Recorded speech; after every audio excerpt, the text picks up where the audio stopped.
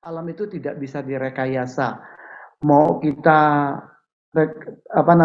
mengalihkan dengan perkataan atau dengan gambar atau apa, contohnya misalnya ada gedung yang tanpa nomor 4, 14, ya kan? Apakah dengan kita meniadakan gedung nomor 4 dan 14, alam akan menerima kalau tidak ada lantai yang keempat atau 14? Tentu itu tidak bisa, karena alam itu tidak bisa direkayasa.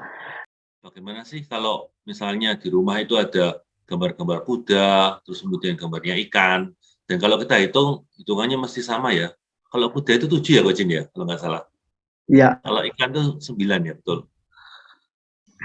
ya. Atau 8 ya, Jadi, saya agak lupa. Silakan. jadi sebetulnya kalau kita sering menemukan ya orang orang menjual lukisan dengan gambar 9 ikan, ada satu ikan hitamnya gitu kan, dan mengatakan ini lukisan yang akan bawa keberuntungan. Ya, tentunya kalau lukisan kita pandang baik, kemudian itu juga menjadi ritme yang baik bagi kehidupan kita, mendatangkan kebahagiaan, sukacita. Nah, itu juga akan mendatangkan hal-hal yang baik dalam kehidupan kita selanjutnya.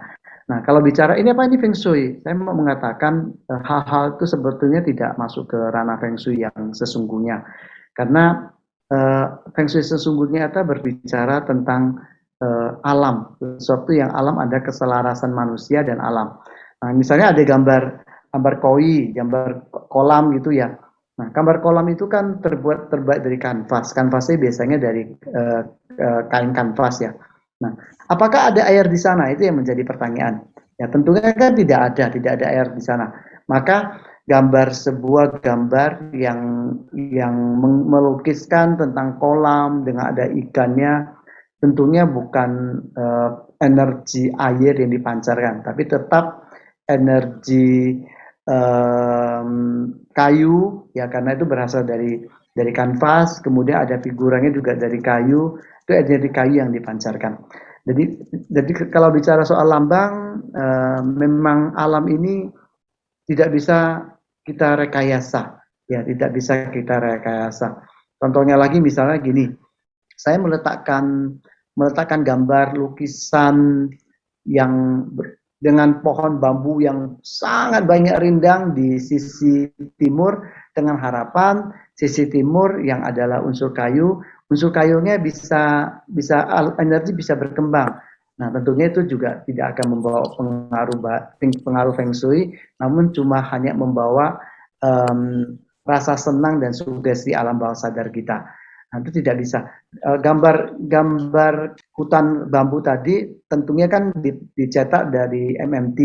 MMT itu biasanya bahannya adalah dari tanah. Nah, maka energi tanah lah yang akan terpancar dari sana.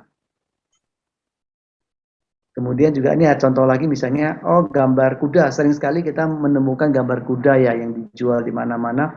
Ya, kuda itu melambangkan apa? Melambangkan keperkasaan, melambangkan kerja keras, melambangkan melambangkan survive, daya juang yang tinggi. Itu cuma lambang aja, menjadi lambang. Tetapi kita kalau berharap ada energi yang terpancar dan mempengaruhi kita, itu pemakaian yang kurang tepat.